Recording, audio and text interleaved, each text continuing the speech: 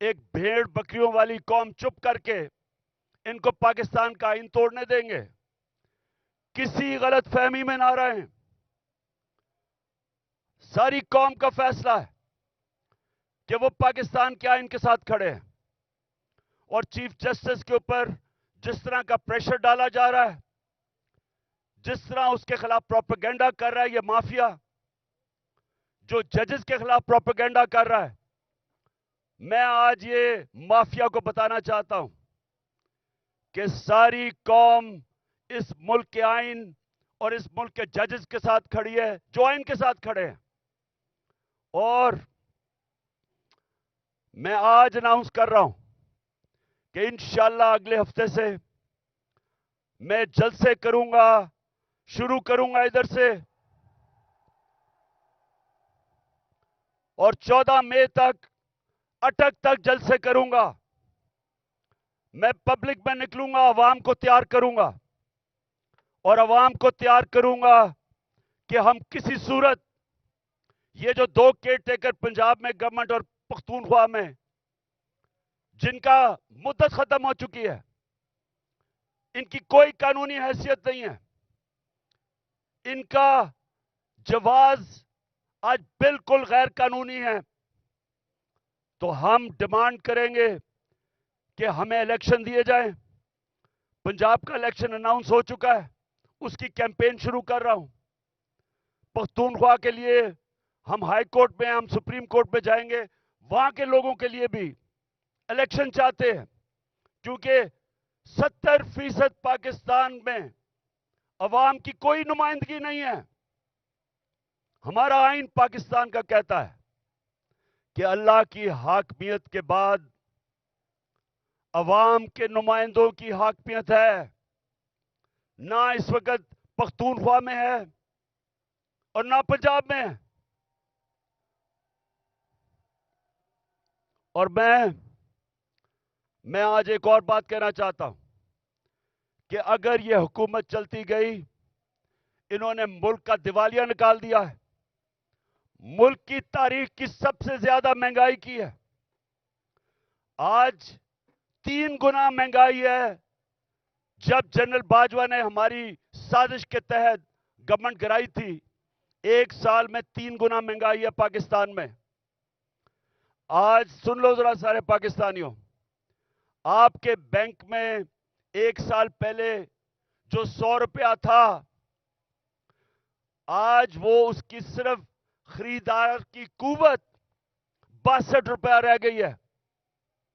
اور اگر جس کو کہتے ہیں، جو ہر انسان استعمال کرتا ہے، جس کو سینسٹو پرائس انڈیکس کہتے ہیں، اس میں اگر 100 روپیہ تھا تو آج صرف 52 روپے رہ گئے. یعنی کہ تقریباً آدھا پیسہ ہو گیا آپ کا 1 سال کے اندر، جب سے یہ امپورٹڈ کرپٹ لوگوں کی حکومت آئی ہے، این آر او والی حکومت آئی ہے. تو جب انہوں نے ملک کا دیوالیہ نکال دیا، تاریخی قرضے لے لیے، مہنگائی میں لوگ ڈوب رہے ہیں، فیکٹریاں، انڈسٹری بند ہو رہی ہے، بے روزگاری بڑھ رہی ہے، اور اس کے علاوہ دنیا میں پاکستان ذلیل ہو رہا ہے. جو بلاول بھٹو ہندوستان گیا ہے،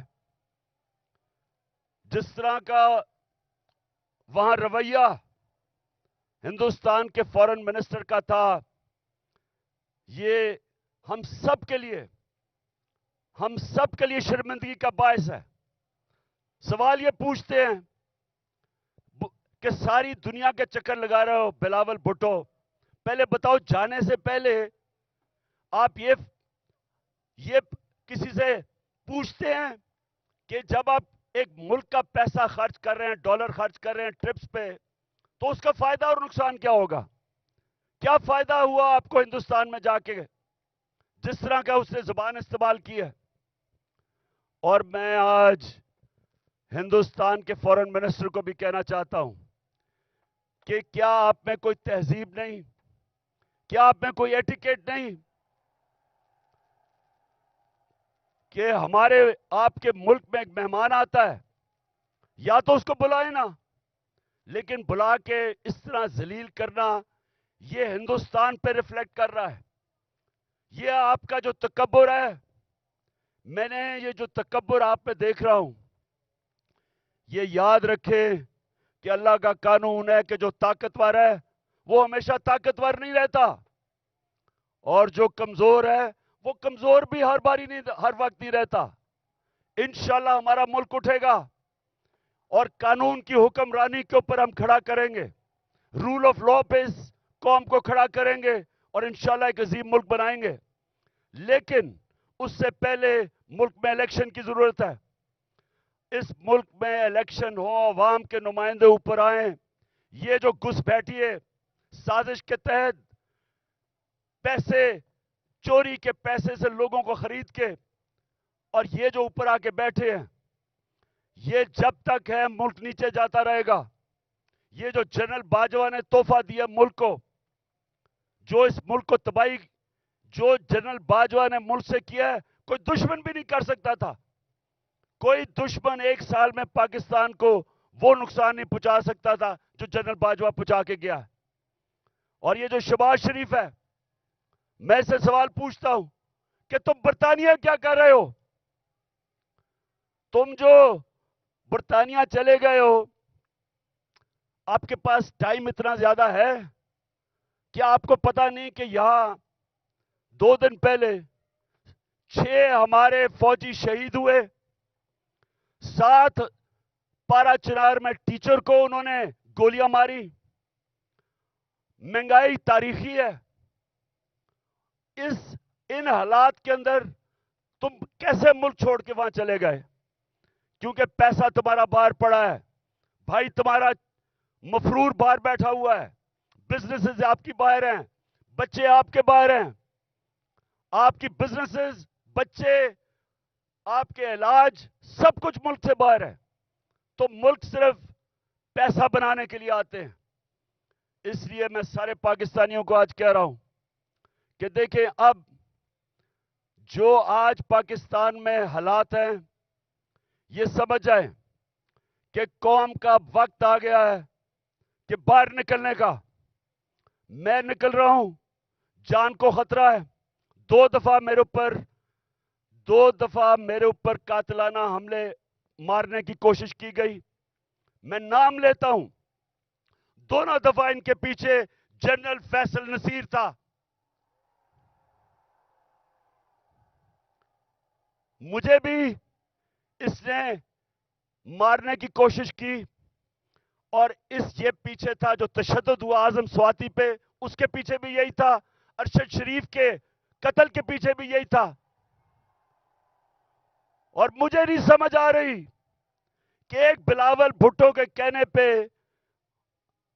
جنرل باجوہ نے کراچی کے اندر ایک sector incharge I S I کا تبدیل کر دیا. ہم یہاں 1 سال 8 مہینے سے اس آدمی کا ظلم سہ رہے ہیں.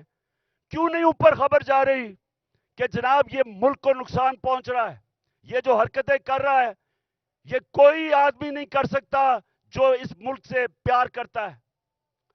ہمیں ایسے کیا جا رہا ہے جس طرح ہم کوئی دشمن ہے.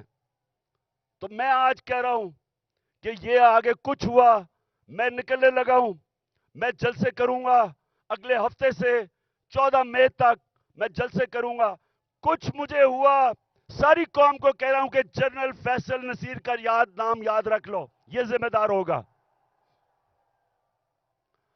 اور میری قوم، جس طرح آج آپ سارے نکلے ہیں گاؤں میں، محلوں میں، جس طرح اپنے اپنے آئین کے ساتھ کھڑے ہوئے ہیں، اور جو چیف جسٹس آئین کے ساتھ کھڑا ہے جس طرح اس کے ساتھ کھڑے ہوئے ہیں، میں آج آپ کو سلام پیش کرتا ہوں.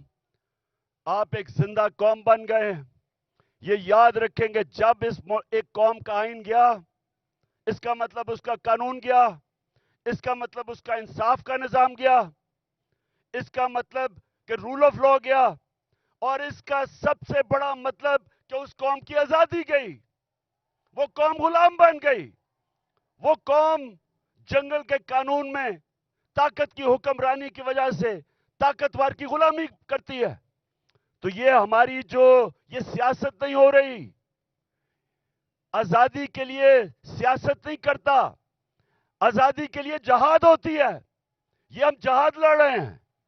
ہم اپنے ملک کو آزاد کرنے کے لیے, قانون کی حکمرانی قائم کرنے کے لیے ہم سب جہاد لڑ رہے ہیں. اور آپ نے اب میرے ساتھ چل رہے ہیں. میں اب نکلنے لگا ہوں, اور انشاءاللہ ہم تب تک سانس نہیں لیں گے جب تک الیکشن کروا کے اس ملک کو ہم آزاد نہیں کرتے. پاکستان زندہ باد.